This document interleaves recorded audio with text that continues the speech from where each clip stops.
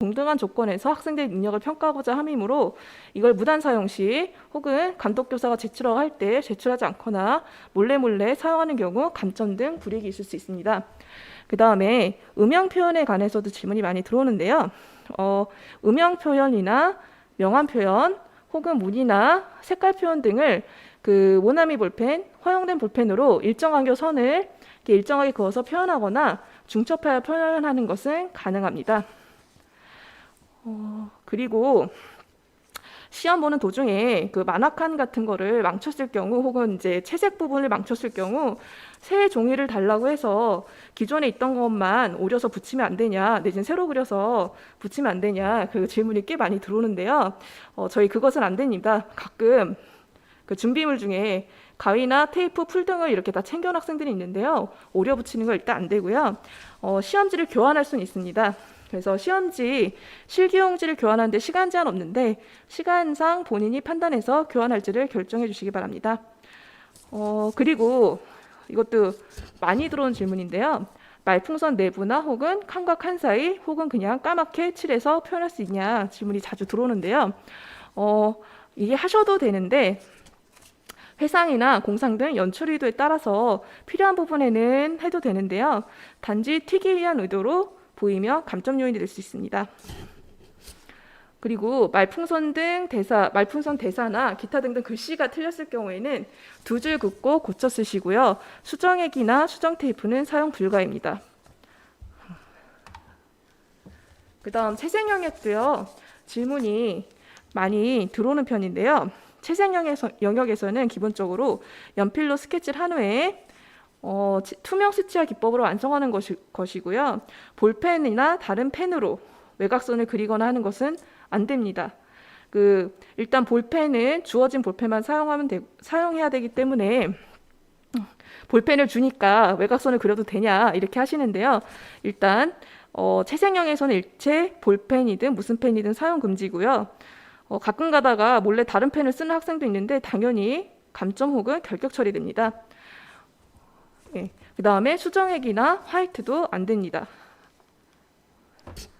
그리고 저희 글자 채색 영역에서 글자 부분을 그리는데 좀 조심을 하셔야 되는데요. 그림의 요소로 등장하는 가게 간판, 버스 번호 같이 당연히 그러니까 있을 수 있는 요소는 가능한데 괜히 거기에 등장하는 인물한테 명찰을 달고 거기에 실명을 쓰시거나 하면 이게 개인을 그렇게 알리는 용도로 오해받을 수 있기 때문에 그런 것은 피해 주시기 바랍니다. 그리고 채색화해서 선으로 속도나 동작을 암시하고 싶을 때는 투명 수치 기법으로 처리해서 어울린다고 판단되면 하셔도 되는데 역시 펜을 사용하시면 안 됩니다. 그리고 이제 투명 수치 기법에 대해서도 질문이 많이 들어오는데요. 저희는 수치화 물감만 사용 가능하고 포스터 컬러나 필수 물감 등 허용되지 않는 자료는 사용하지 마시고요. 수치 물감을 사용하더라도 포스터 컬러나 혹은 마커펜으로 채색하려는 효과를 주려는 경우가 좀 있습니다.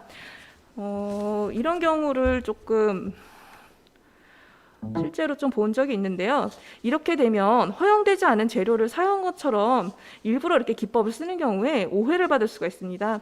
그래서 이런 테크닉은 쓰면 오히려 손해가 될 수 있다는 걸로 말씀드리고 싶고요.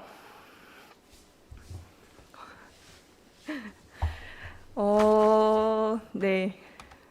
저희 사전 질문으로 들어왔던 부분이 있어서 지금 설명을 드릴게요. 지금 사전 질문에서 성적, 커트라인 질문이 지금 패들렛, 그렇죠. 질문이 들어왔는데요. 지금 애니메이션과 커트라인 애니메이션과에서 소개를 해주셨고요. 저희도 커트라인이랑 알려드렸는데 그 실력 부분은 저희가 어떻게 말씀드릴 수 있는 부분은 아닌 것 같아요. 그림 실력인 것 같은데요. 일단 성적이랑 그 부분은 보고 판단하시면 될 것 같습니다. 그래서 이제 질문 중에 지금 앞부분에 없었던 내용이 뭐냐면요. 실기 합격작을 좀 보고 싶다는 질문이 요청이 들어오는데 저희 실기 합격작은 비공개입니다. 공개를 안 합니다. 보여드릴 수 없습니다. 네. 그다음 만화 창작가 활동에 대해서도 제가 앞에서 간단하게 이제 소개를 해드렸는데요. 역시 학생분들이 중요한 질문을 해주시는 것 같아요. 그래서 만화 창작회에서 하는 활동이나 지원해주는 거, 혹은 이제 자세한 그런 학습 활동, 어떤 활동을 하고 있는지 알고 싶으시면 그 만화 창작가로 언제든지 연락을 주시면 되고, 작년 같은 경우에는 직접 와서 견학도 하셨었는데요. 올해는 코로나 때문에 아마 직접 방문 좀 어려우실 것 같아요.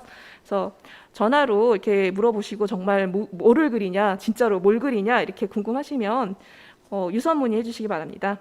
그다음 졸업 후 진로나 대학 진학, 혹은 무슨 일을 할 수 있냐라는 거는 이제 웹툰 작가를 가장 많이 하고, 학생들이 실제로 다양한 과로 진학하기 때문에 그 부분도 참고하시면 될 것 같고요. 적성에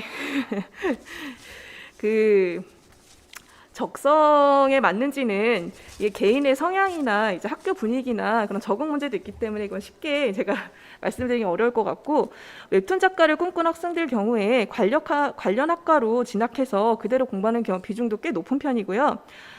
통계에 나왔듯이 현직 웹툰 작가들 경우도 웹툰 관련 졸업한 비율은 28% 정도고, 미술과 디자인과 출신도 24% 정도 됩니다. 그리고 학생들 중에 그냥 애니메이션 고등학교 졸업하고 바로 웹툰 작가로 활동하는 경우도 꽤 있거든요. 그래서 그거는 학생 개인의 그 웹툰 작가를 하고 싶다는 의지와 그 실력과 뭐 기타 등등 그것과 관련이 있다고 말씀드릴게요. 그리고 실기 관련 사전 질문 중에 칸만화와 A4 용지 한 컷, 즉 칸만화와 채색화 중 어떤 것이 더 점수 비중이 높나요? 라는 얘기가 있었는데요. 저희 주요 채점 기준은 크게 스토리 전달성과 신미성입니다. 그래서 둘 다 매우 중요하기 때문에 비중은 비슷합니다. 그래서 둘 중에 하나만 잘 그리면 되냐라는 질문처럼 보이기도 하는데요. 되게 쉽게 말씀드리자면 채색은 굉장히 잘했는데 스토리 쪽에서 하나도 이해가 안 된다, 점수가 깎이고요.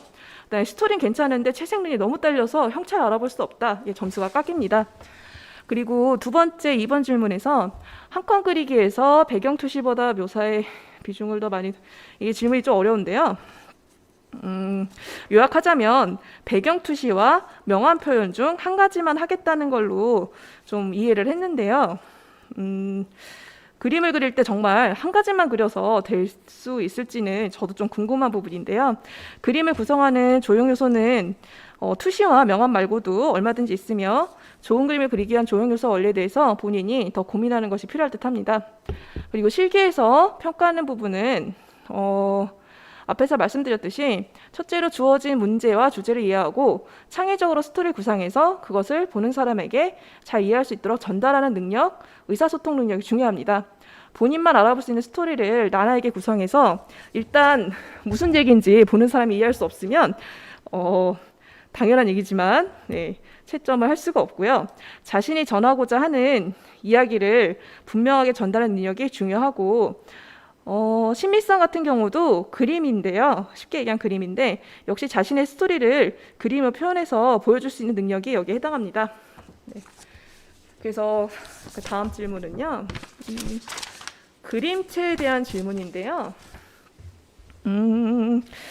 이 그림체라는 게 이게 어떤 건지 잘 어려운 얘기긴 한데, 일본 만화체냐 뭐 미국 만화체냐라고 묻는 거라면 합격생들 같은 경우에 굉장히 다양하게 나타나는 경향이 있습니다. 그래서 정말로 막 흔한 일반 만화체, 순정 만화체 그리는가 하면 그것이 아닌 만화체, 뭐 반실사체 뭐 이렇게 그리는 학생들도 있고요. 진짜로 나는 뭐 디즈니에 아니 마블에 취직할 거예요, 이런 의지로 미국 만화체를 그리는 학생들도 상당히 많거든요. 그래서 그림체는 크게 상관이 없고, 그다음에 이제 또 그림체라는 용어 중에 뭐 만화 캐릭터를 그리는데 머리카락 하이라이트를 이렇게 그리는 게 나만의 그림체다라고 얘기하는 거는 이제 그거는 제가 주관적으로 판단했을 때 그림체라 부를 수 있는 요소가 아니고요. 그림은 당연히 빛과 상황, 그다음에 연출에 따라서 얼마든지 표현이 다양할 수 있습니다. 그리고 8등신 실사체 같은 경우에 이거는 또 어떻게 나온 질문인지 잘 모르겠는데요.